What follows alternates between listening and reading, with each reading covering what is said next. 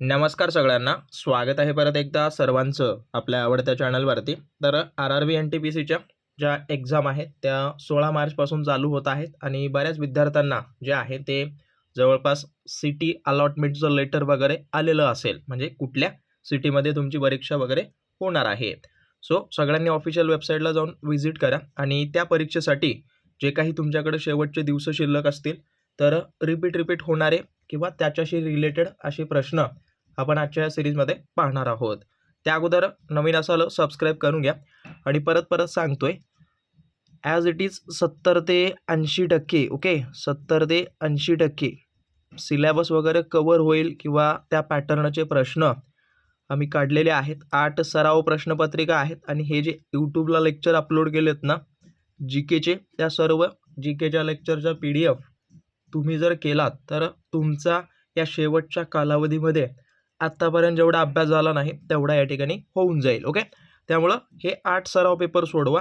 गणित आणि बुद्धिमत्तेचे सर्व टाईपचे प्रश्न याच्यामध्ये आहेत. ओके, आणि ज्यांना कुणाला हवे असतील त्यांनी काय करा, हा माझा नंबर आहे 7620174396 यावरती कॉन्टॅक्ट करा. व्हॉट्सअपला हाय जरी केला तरी तुम्हाला ती माहिती वगैरे मिळून जाईल.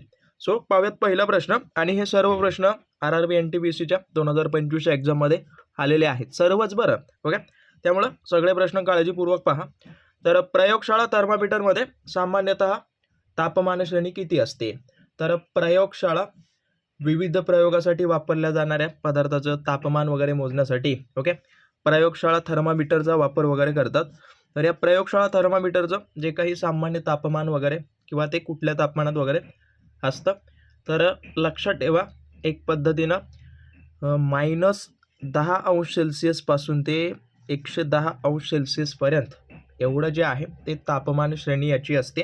म्हणजेच इथून तापमान ते मोजतं आणि 110°C जे काही तापमान असेल ते त्या ठिकाणी मोजलं वगैरे जातं. ओके, सो लक्षात ठेवा. आता बघायला गेलं तर 32°F ओके, आणि त्यानंतर ते 212°F. तर याच्यामध्ये काय असतं बघा, की एक पद्धतीनं हा पाण्याचा उत्कलनांक आणि गोठणबिंदू वगैरे मानतात. ओके, हा परत बघायला गेलं तर हे लक्षात ठेवा, 0°C हा काय आहे, पाण्याचा गोठणबिंदू आहे. ओके, गोठणबिंदू म्हणजेच बर्फ वगैरे बनतं, आणि 100°C म्हणजेच उत्कलनांक बिंदू. उत्कलनांक बिंदू म्हणजेच काय, पाणी उकळतं. तर हे छोटे आहेत. ओके, उकळते. हे सगळे कॉन्सेप्ट क्लिअर करून घ्या आणि हे सर्व प्रश्न एकदम इझी लेवलचे येतात. थोडं करंट अफेअरवर थोडंसं फोकस करा. ओके, हां, गणित आणि बुद्धिमत्तेचे तर जे काही 8 सराव पेपर्स आहेत त्याच्यामध्ये सर्व टाईपचे प्रश्न वगैरे ॲड केलेत. त्या प्रश्नांचा अभ्यास केलात तर बऱ्यापैकी तुमचं गणित आणि बुद्धिमत्ता सुद्धा होऊन जाईल. ओके, हां, परत इथं म्हटलंय की लघु हिमालय आणि शिवालिक ओके दरम्यानच्या रेखांशाच्या दरींना काय म्हणतात?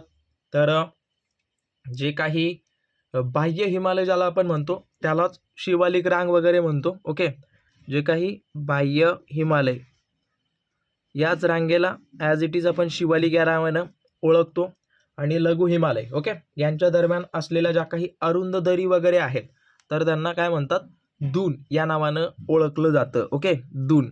जसं की बघायला गेलं तर जे आपलं डेहराडून आहे ना, हा, तर तेच हे जे डून आहे ते त्याच्या दरम्यान असलेल्या पर्वतांना, दरींना वगैरे म्हणतात. ओके, सो लक्षात ठेवा. आता बघायला गेलं दोआब म्हणजेच काय, हे दोन ज्या काही नद्या असतात तर त्या दोन नद्यामध्ये जी काही आतमध्ये सुपीक जमीन असते ओके, सुपीक जमिनीला दोआब म्हणून ओळखलं जातं. सो लक्षात ठेवा. आणि त्यानंतर विसर्प म्हणजेच काय, तर जे काही नदीनं ओके मैदानी प्रदेशात घातलेली नागमोडी, वळणं वगैरे, म्हणजेच एखादी नदी अशा पद्धतीनं जर वाहत असेल तर त्याला विसर्प वगैरे म्हणतात.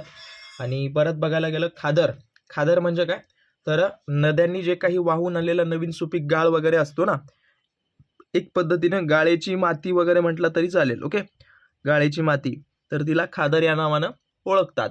हे छोटे कॉन्सेप्ट आहेत जे की एक पद्धतीनं भौगोलिक दृष्टिकोनातून तुम्हाला माहीत असणं आवश्यक आहे. परत बघायला गेलं की सर्वप्रथम ओके न्यायिक सक्रियतावाद हा शब्द खालीलपैकी कोणी मांडला तर किंवा कोणी वापरला? तर बघायला गेलं तर आर्थर स्लेरसिंगर ओके ज्युनियर यांनी जे आहे ते याचा वापर सगळ्यात पहिलं वगैरे केलेला होता. आणि हे काय एक पद्धतीनं 1974 मध्ये याचा वापर केलाय आणि हे आहेत मोठे इतिहासकार ओके. सो लक्षात ठेवा. आणि परत परत सांगतोय जेवढं होईल तेवढं. आता हा शब्द कुठून आला तर याचा फार मोठा अर्थ आहे, त्यामुळं जे काही मोठे मोठे व्याप्ती असलेले शब्द त्याच्या संदर्भात थोडाफार का असे ना अभ्यास करा. हा राज्यशास्त्राशी संबंधित असलेला हा प्रश्न आहे ओके. राज्यशास्त्राची तुम्हाला या लेवलची माहिती वगैरे असणं अनिवार्य वगैरे असतं, त्यामुळं नोट डाऊन करा. परत बघायला गेलं तर लक्षात ठेवा जी काही आपण PIL वगैरे करतो ओके किंवा लोकहित याचिका आपण ज्या वेळेला कोर्टात वगैरे करतो ना, तर त्याचे जनक या आहेत ओके. PIL okay. तर लोकहित याचिका यांचे जे आहेत ते जनक यांना म्हणतात ओके. जनक यांना म्हटलं जातं PILचे वगैरे लक्षात ठेवा. आणि परत बघायला गेलं तर भारतीय न्यायिक सक्रियतेचा वगैरे पाया वगैरे रचण्यात यांनी मोलाचं कार्य वगैरे केलेलं आहे. सो लक्षात ठेवा. आणि परत बघायला गेलं तर पल्लवांच्या कोणत्या शक्तिशाली शासकाने ओके महाबलीपुरम मध्ये तट मंदिराचे निर्माण वगैरे केलेलं होतं. तर बघायला गेलं तर जे नरसिंहवर्मन द्वितीय नावाचा राजा वगैरे होता, तर यांनी जे आहे ते याचं तट निर्माण करण्याचं कार्य वगैरे केलेलं आहे. एक पद्धतीनं तुम्ही म्हणू शकता की तट मंदिरे ओके तट मंदिरे त्यांनी बांधलेली आहे. तट मंदिरे तर लक्षात ठेवा. आणि ही तट मंदिरं कोणत्या शैलीत वगैरे होती तर द्रविड शैलीतली ही मंदिरे वगैरे होती ओके. हां बाकी बघायला गेलं तर जे महेंद्रवर्मन प्रथम होते यांनी काय काम केलं किंवा यांनी काय कार्य वगैरे केलं तर यांनी केलं रॉक ओके रॉक कट ज्या काही लेण्या आहेत ना, तर त्या लेण्यांची रचना सुरुवात वगैरे त्यांनी केलेली आहे. आणि सिंह विष्णू नावाचा जो काही राजा आहे ना, तर हे काय आहेत पल्लव वंशाचे ओके संस्थापक आहेत हे. तर लक्षात ठेवा हे जे काही राजे महाराजे आहेत यांच्याबद्दल थोडीफार माहिती वगैरे काढा. यांनी खूप सारं आपल्या भारताला योगदान दिलं आहे. त्यांची खूप सारी प्राचीन शैलीतली जी काही मंदिरं वगैरे त्यांनी बांधली, लेण्या वगैरे बांधली, यांच्याबद्दल थोडीफार माहिती वगैरे काढा ओके. परत बघा मॅकेल रांगेतील सर्वात उंच शिखर खालीलपैकी कुठलं आहे तर मॅकेल रांगेतलं सर्वात उंच असलेलं जे काही शिखर त्याचं नाव आहे अमरकंटक ओके. बाकी बघायला गेलं तर गुरु शिखर हे जी काही आरवली पर्वतरांग आहे ना, तर त्या पर्वतरांगेतलं हे सर्वोच्च शिखर आहे. अनामुडी नावाचं जे शिखर आहे तर हे काय आहे एक पद्धतीनं दक्षिण भारतातलं हे सर्वात उच्च शिखर आहे ओके. दक्षिण भारतातलं उच्च शिखर वगैरे. आणि कळसुबाई तर सगळ्यांना माहिती असेल, हे आपल्या महाराष्ट्रातलं सर्वोच्च शिखर या ठिकाणी आहे ओके. परत बघा याच्यामध्ये आरवली टेकड्याच्या संदर्भात थार वाळवंटाचा मोठा भाग कोणत्या दिशेला स्थित आहे तर आरवली टेकड्यांच्या संदर्भात पश्चिम दिशेला जे आहे ते हा वाळवंटाचा मोठा भाग त्या ठिकाणी आढळून येतो. बाकी बघायला गेलं पूर्व दिशेला काय सुपीक जमीन आणि मेवाडचा प्रदेश वगैरे आहे ओके. आरवली टेकड्याच्या पूर्व दिशेला आरवली म्हणताय तुमच्या नका, तर पूर्व दिशेला एक पद्धतीनं काय आहे की सुपीक जमीन आहे ओके. सुपीक जमीन त्याच्यासोबत अजून बघायला गेलं तर मेवाडचा प्रदेश वगैरे त्या ठिकाणी आढळतो. तर हे छोटे छोटे कॉन्सेप्ट आहेत, सो सगळ्यांनी नोट डाऊन करून घ्या. परत बघायला गेलं की भारत अफगाणिस्तान सीमेला अधिकृत नाव काय आहे ड्युरंड रेषा ओके त्याला म्हणून ओळखलं जातं. आणि जी काही याची लांबी वगैरे आहे ती 106 किलोमीटर एवढी जी आहे ती लांबी या ड्युरंड रेषेची त्या ठिकाणी आहे ओके. सो लक्ष ठेवा. आणि परत रॅडक्लिफ नावाची जी काही रेष आहे ती कोणाकोणामध्ये आहे तर इंडिया ओके आणि पाकिस्तानमध्ये लक्षात ठेवा. आणि मॅकमोहनच्या बाबतीत बोलायला गेलं तर भारत आणि चायना ओके यांच्यामध्ये आहे. आणि नियंत्रण रेखा वगैरे जी की LOC ज्याला आपण म्हणतो ओके लाईन ऑफ कंट्रोल वगैरे, तर ही जी काही रेषा आहे ती एक पद्धतीनं लष्करी रेषा वगैरे मानतात ओके. तर हेही लक्षात ठेवा. आणि अजून सांगतो इथपर्यंत आला असाल आणि सबस्क्राईब केलं नसेल तर करून घ्या.